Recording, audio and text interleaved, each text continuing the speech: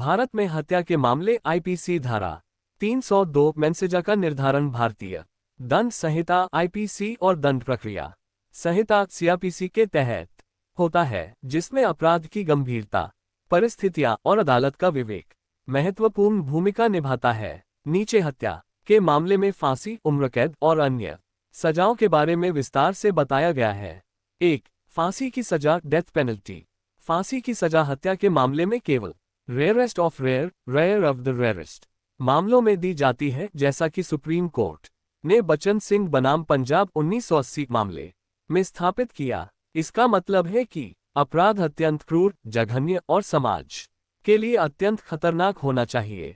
उदाहरण, सामूहिक हत्या जैसे आतंकवादी हमले, क्रूरता के साथ हत्या जैसे बलात्कार के बाद हत्या, बच्चों की हत्या, सामाजिक शांति को गंभीर खतरा जैसे 26/11 मुंबई हमले में अजमल कसाब को फांसी। सुप्रीम कोर्ट के दिशा निर्देश, फांसी तभी दी जाती है जब कोई वैकल्पिक सजा जैसे उम्रकैद अपराधी को सुधारने या समाज की सुरक्षा के लिए अपर्याप्त हो। प्रक्रिया, निचली अदालत सत्र न्यायालय फांसी की सजा सुनाती है, जिसे हाई कोर्ट में पुष्टि के लिए भेजा जाता है। सीआरपीसी धारा 366। हाई कोर्ट की पुष्टि के बाद सजा पर अमल के लिए दया याचिका राष्ट्रपति के पास दायर की जा सकती है। संविधान अनुच्छेद 72, यदि दया याचिका खारिज होती है तो फांसी दी जाती है।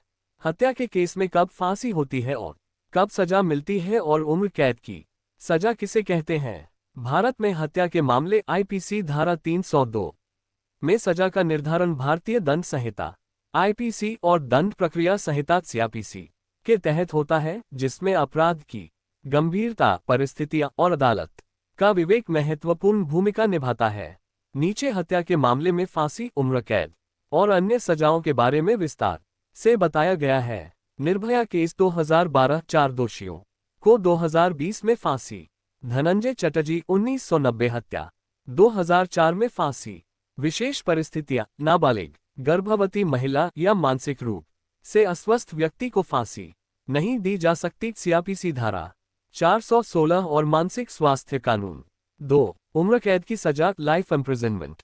उम्रकैद क्या है? उम्रकैद का मतलब है कि दोषी को अपने जीवन काल तक जेल में रहना होता है। भारत में यह आईपीसी धारा 302 के तहत हत्या के लिए सामान्य सजा है, जब फांसी उचित नहीं मानी जाती। 2 प्रकार की उम्र कैद। साधारण उम्र कैद, दोषी को 14 साल बाद पैरोल या माफी के लिए आवेदन करने का अधिकार है, लेकिन ये स्वचालित नहीं है और राज्य सरकार, न्यायालय के विवेक पर निर्भर है।